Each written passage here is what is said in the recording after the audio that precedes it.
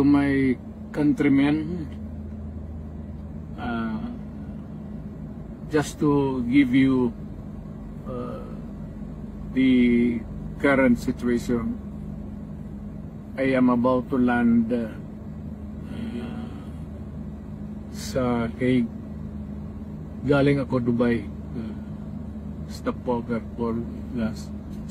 It's a long haul, it's a long flight. Okay ako.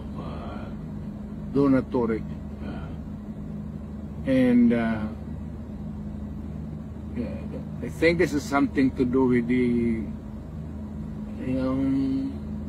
law and order noon. At sinasabi ko naman sa mga pulis, military na trabaho kayo at ako ang managot.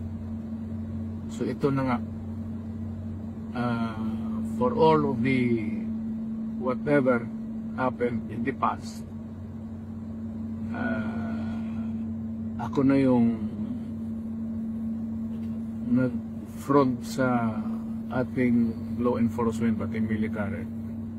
Sinabi ko na I will protect you and